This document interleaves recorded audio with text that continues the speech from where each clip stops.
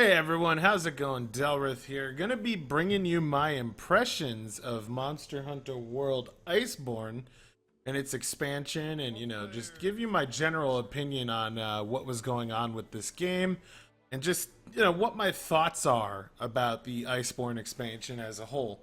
Um, so I was pleasantly surprised they did the same sort of beta thing that they did with Monster Hunter World initially, giving access to people and letting you really hop in and try out the game and do a few specific quests without anything carrying over or any sort of like saved data. They even go so far to say, hey, you're not going to get any of your data saved while you're going through with this, and it was just nice to play. So first thing I noticed was that they added a lot more character customization options, or are going to be adding a lot more.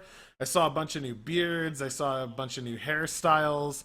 The biggest thing that I saw was that the Palico has a completely different set of ears and features that you can have on the Palicos, and they look fantastic. Like here you can see the fox Palico with the fox ears. It's still a cat, but it's got fox ears, and I just honestly, the idea of having the cats be expanded upon, having the felines be a more integral part of the game is pretty awesome. And from what I saw, a bunch of people on Reddit saying, hey, they have all the emotes that the hunters have now, and they have all the features that the hunters have now from the beta being data mined. So as far as speculation on what they're going to do with them, who knows? I'm hoping they become playable, and as you can see, I named mine Other Joe and everything like that. But I'm hoping they become playable, and I honestly would love to see, feline slash palicos or whatever you want to call them, being more dominant as far as like what you're able to do with them in the game.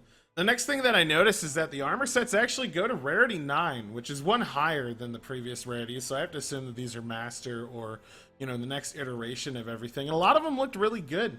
You have access to a good number of sets that already exist in the Monster Hunter World game. They look a lot different from what I've seen, and they went and added in a few that were from the monsters that you get to fight in the playable beta. As far as I know, they're going to be allowing you to upgrade every single thing to tier 9 or higher. Maybe there'll be sets for every monster we're used to in Monster Hunter World. I actually have a big list of monsters that recently got leaked on Reddit. And, it looks like a lot of the old ones are being improved upon. There's going to be a lot of variants. There's going to be a lot of new armor sets. But it generally just seems like everything was upgraded.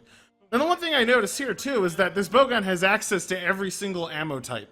You don't actually get to use the ammo types and, or even really change the ammo on the gun in the beta, but every single ammo type looks to be available for this bowgun, this heavy bowgun, and the light bowguns for that matter, and that was really interesting to me. I don't think that this will carry over into launch. If it does, that's awesome. I'm totally into it. But, it was just neat to see, and I'm hopeful because it makes sense. You should be able to put ammo into bowguns, whatever you want to put in there. And I guess maybe the way to make them better in rarity 9 and higher is to just let them use all the ammo and then change how they function based on how much of an ammo or whether or not it's rapid fire or anything like that. I also noticed that there are more mods and more interesting things for the bowguns, like the special scopes and lots of little laser sights. They went and changed the way they looked with like ammo racks. A lot of the other weapons got complete revamps too, because they now have combos and basically things you can do with the claw, the grapple claw. I forget, I think it's called the Hunter Claw. That was added in that everybody knows about, which allows you to basically launch yourself at the monster, grapple them, and like cause damage onto a specific part of their body to make it do more damage, or unload all your slinger ammo into them and make them fall down or steer them into walls. It's pretty neat, and you'll see more of that in a little bit. Another thing I noticed was that the Palico's got a lot more gear. The Palico's got a lot more gear. They have really cool little snowboards and snow outfits for the Iceborne theme, and I was totally into them. Just checking out their outfits, and the detail in the outfits is fantastic, and I love every little single thing about them. They're so freaking adorable. You can see that they went and added like a ski mask, they added a snowsuit, just a bunch of different stuff I'm excited to see, and with all the monsters getting like variants and the next rank of difficulty, and I expect to see a lot of really awesome Palico stuff. And honestly, this all just supports the theory that maybe Palicos might be playable. Maybe they're going to be like a co-op feature. I don't know. Speaking of co-op too, they added two-player difficulty, but we'll get more to that in a little bit. So the first thing that I noticed was that the world was really, really, really highly detailed. It didn't translate too well through the Elgato on the PS4 Pro, which is what I was using, but the Iceborne world itself and the features are fantastic. And in this, I'm using prioritized frame rate over resolution, just because I prefer 60 FPS to, you know, like 1080p textures and all that. And it still looked damn good, even with the prioritizing resolution. It was just a great world. Running around, exploring it, just seeing all the detail they poured into it, and just the wildlife running around, the little skunky looking things that you can ride about. Just everything was great. I have no complaints about the world. There's multiple layers to it. There's like a cave system. There's like a rotten area. There's like the above ground area. It's pretty dang big. I'd say it's about as big as Ancient Forest, maybe a little bit bigger as far as areas go. I'd say about 30% bigger. Maybe as big as Wildspire, but with more underground. Just overall, it feels like another zone. It's a fully complete zone with a lot to explore and a lot to see. And I'm really excited to see what they do with it and how, you know, elaborate they go with the monster spawns and the story and all that. Because that was the biggest thing that Monster Hunter World really tried to do, was add like a tangible story. And they're continuing the story in this because the game was westernized, and I'm excited to see where they take it. Even though, you know, the whole Xeno'jiva thing and like the Zora Magdaros stuff was all kind of hokey, but it was just good. It was a good, solid story for a Monster Hunter game. Handler's still really annoying. She still constantly talks, and you know, in this one you're gonna see me hunting a Banbaro. Banbaro is one of the unique monsters that they put in this for the beta. He's actually really fun to fight. Got a lot of personality. You can see, you know, the boulders get pushed around. He does stuff like pick up trees, launch you about.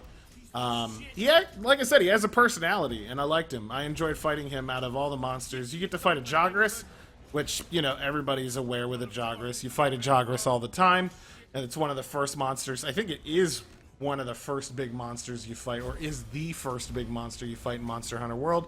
You get to fight a Jagras in here, obviously for new players to the series. You get to fight the Banbaro, and then you get to fight a Tigrex, which is really cool. I had never fought Tigrex before because I was basically new to the series when, well, for the most part, when Monster Hunter World came out. And he is just a Beyblade, and he's super fun to fight. But Banbaro is interesting, got a lot of personality, really fun fight. A lot of cool mechanics with him picking up logs, throwing rocks and stuff, things like that. So just overall, good fight. I really, if this is just an indication on the improvements, and just, see, you can see him picking up a rock there. Just the constant commitment to keeping the monsters super interesting. I have no doubt that this expansion is going to be fantastic. I really want to know how different the variants are going to be when they come out. Like, one of the rumors was that we're going to get like a Bloodlust Odogaron, and we're going to get like an Ironhead Urigan and a bunch of other things like that. And Beototus is here. Yeah, they actually fight, and that was really good. The interactions are awesome. Although he's really annoying. He just, in that case, just interrupted my trap. But I'm excited to see the variants, especially with the winter theme. And like I said, you know, rumors was that there's like a Bloodlust Odogaron. There's just a bunch of different things like Silver Rathalos and Gold Rathian.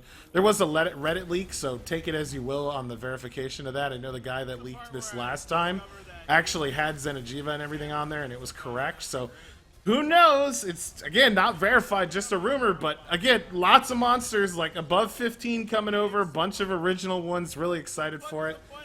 And I love everything about this expansion thus far. The beta was a great experience. So Banbaro was fun.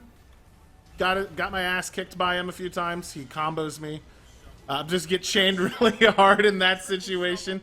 And he's just fun. You get the hang of him pretty quick, and you start kicking his ass. Like I said, the other monster you fight here is Tigrex. And Tigrex was really fun. I never fought him, as I previously stated, and he was just an enjoyable fight. He starts off in that ice cave down underneath the caves I talked about, how there's multiple layers to this map. He actually has an ice mechanic where he'll slide around on the ice, and his attacks have like less friction based on where he's fighting, it seemed. And it was just fun. See, he slides around. He does a lot of stuff on this specific tile set and zone that he doesn't do up, say, above on the snow. And I don't know if there's going to be things like changes for that for multiple monsters, but I thought that was a really cool little detail that he specifically had while he was kicking my ass, and just overall really fun. I think he was definitely a good monster to include on the new system and the new way that Monster Hunter World plays. Yeah, I'm looking forward to it. I think I played about 5 or 6 hours of the beta in total, just constantly redoing Banbaro and Tigrex. And I apologize if Tigrex isn't how you say it. Someone was saying it's Tigrex. I was like, that's dumb. Tigrex sounds way cooler. And he's just a Tyrannosaurus Rex head on a wyvern body, and I love it.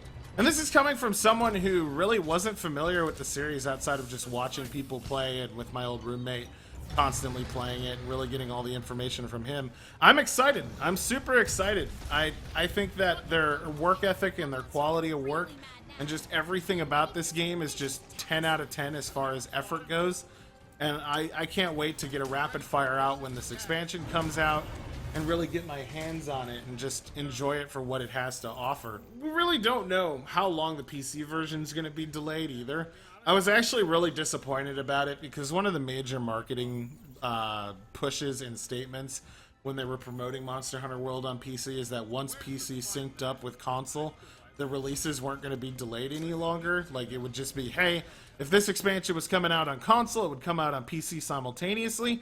And I bought into that. Like, I trusted them, and, you know, people are like, oh, Del, they probably didn't mean the expansion. Well, they said it, and they didn't clarify. And so I bought into it, and I really wanted to just put all my time and effort on my PC character, which is what I did.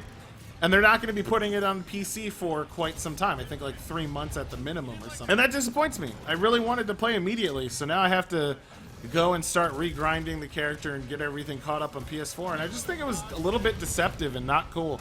They have a huge player base on PC, and a huge number of, almost all my friends play it on PC.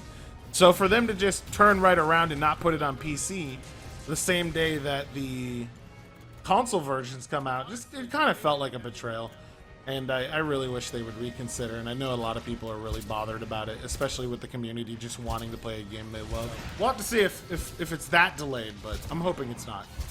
As you can see, with what I was talking about with the Hunter Claw adding things into weapons, the Lance actually allows you to block and mount the monster with the claw while you're blocking and parrying it. And just something like that, adding more movesets to the Lance and adding things in general to weapons that were a little lackluster. Like the Lance, in my opinion. Not the gun Lance, that thing was sick. See what I mean? Just being able to grapple when you do a parry is just amazing. And just having more flexibility and versatility with weapons that were lackluster, like one of my favorite weapons, like I said, the Lance, is great. And I want to play more, and I want to do more, and I want to keep playing this game. So I believe right now the beta is going to be available for anyone on the PS4 Pro, or not PS4 Pro, on the PS Plus until the 24th or 25th. So after this video's come out, and then it's going to become available for everyone else very soon, shortly after. So check the dates out on that. Make sure that you go and download it for free when it becomes available to everyone that owns a PlayStation 4, and give it a shot. Even if you haven't played Monster Hunter World, the base game, maybe this demo will convince you to try it out and actually buy the base game, because it was a treat. I gave it a 9 out of 10 way back when I initially reviewed it on a rapid fire format. Anyway, that's going to be my impressions about Iceborne. I know it was sort of all over the place, and we'll fix that through the magic of editing, but I really liked it, and I think everyone should give it a try, which is what I said. I want to do more impressions videos like this in the future, and I really got to figure out how to do the format and just the layout of it. I know we got the rapid fires down. It took me about a year to really get a feel for the flow of those. But more impressions are going to be coming in the future. And thank you for watching if you managed to stick around to the end of the video. And this is Delrith. Until the next video, I'll be seeing you. Bye.